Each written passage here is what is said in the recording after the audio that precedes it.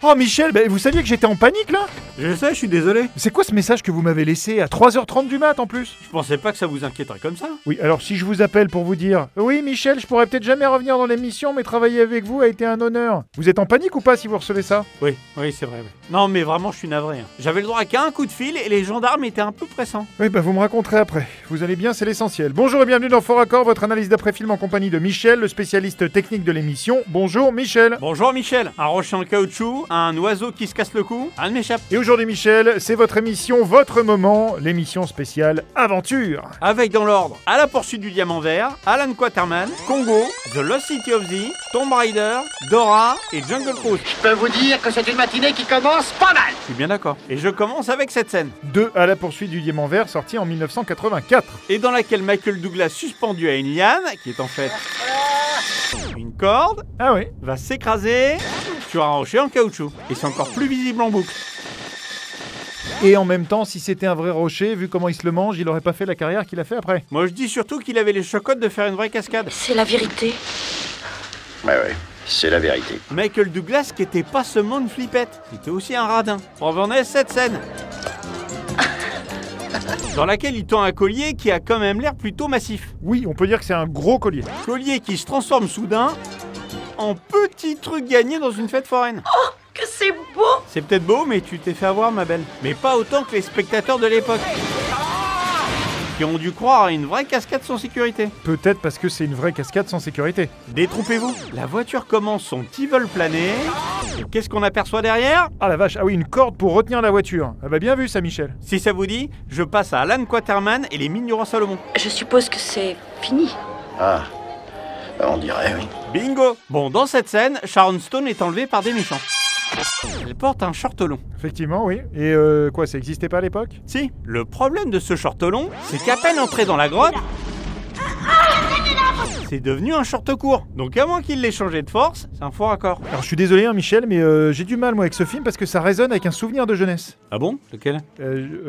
Non, j'aime pas mélanger perso et boulot, Michel. Bon, allez! Bon, d'accord. Ça me rappelle mon premier baiser, quoi. Oh, c'est mignon, la découverte de l'amour. Ouais, et de l'herpès labial géant, qui après m'avoir défiguré s'est propagé jusqu'à mon... Enfin voilà, au point de devoir envisager une greffe. Mais bon, j'en ai déjà trop dit, continue. Je pense aussi. Je change de film. Merci pour cette belle balade. Voici donc venu le temps de Congo, un film dans lequel on peut voir ces oiseaux s'envoler bizarrement. Ah oui, un peu, oui, ils ont peut-être eu peur. Ça, je vous le fais pas dire. Les pauvres bêtes ne s'envolent pas, elles sont jetées par le dresseur dont on aperçoit le bras ici. Ouais, alors là, je sais même plus si on peut parler de dressage. Putain de merde. Ça aurait mérité un signalement à l'association de protection des animaux, ça. Oui, et ce qui vient, un signalement à l'association de protection des décorateurs. Oh, regardez bien ce rocher. Ah oui, rebondit sur le garde, ah, j'adore ça, très drôle. Et en même temps, on peut relever que c'est très bien fait. Si vous voulez. Je passe maintenant à The Lost City of Z. Monsieur, c'est un honneur pour moi d'être ici. Il sera pas longtemps, j'en ai sélectionné une seule. Une seule, c'est pas un peu léger pour un film comme ça, c'est un chef-d'œuvre quand même. C'est qu'après vous allez me dire que c'était trop long. Dans cette scène, la fan de Fawcett lui annonce qu'elle est enceinte. J'ai bien l'impression que j'attends un autre enfant. Ah oui, d'accord, je sais ce que vous allez dire. En effet, je l'avais remarqué à l'époque. Le fleuve sera notre demeure pendant les 2 prochaines années. Il part plus de 2 ans et pourtant il retrouve sa femme avec un bébé qui a quelques mois. Exact. Autrement dit, cette femme a la même durée de gestation qu'un éléphant. Je peux vous l'assurer, monsieur. C'est une réalité. En parlant de réalité, je vous emmène voir Tomb Raider, parce que ça vaut le détour. Sur une île que personne ne pouvait atteindre.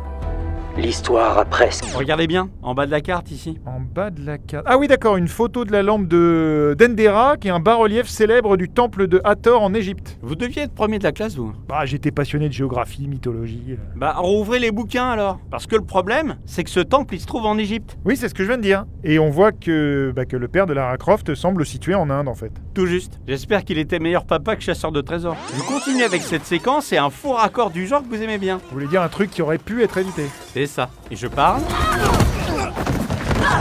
de ce tabouret rose. Oui, sauf qu'il n'y a pas de tabouret rose, là, Michel. C'est parce qu'il va apparaître devant la caisse rouge sur le plan suivant. Ah ouais, ok, bah là, rien à dire, bravo, fallait le voir et vous l'avez vu, Michel. Vous auriez pu aussi, Michel. Ah non, ça non, j'ai pas votre œil perçant. Hein. Si tu crois vraiment en toi, alors tout est possible. On n'a pas besoin de tes conseils, toi. Surtout quand on voit ça. C'est le film Dora, ça, non? C'est ça. Regardez bien la lune. Quoi, le croissant de lune? Oui. qui deviennent pleine lune sitôt qu'ils sont rentrés. Et pourquoi c'est si embêtant? Bah parce que c'est pas possible. Je termine cette émission par Jungle Cruise et ses 2 petites pépites. Le film se déroule en 1916 et la monnaie officielle du Brésil de l'époque... C'était le 1000 réaux, je crois. Bah merde, j'aurais pas pensé que vous l'aviez celle-là. Écoutez bien. Il me semble que 5000 réals devraient vous suffire. Ah oui, la grosse boulette, le réal, c'est bien plus tard. Hein. Oui, en 1994.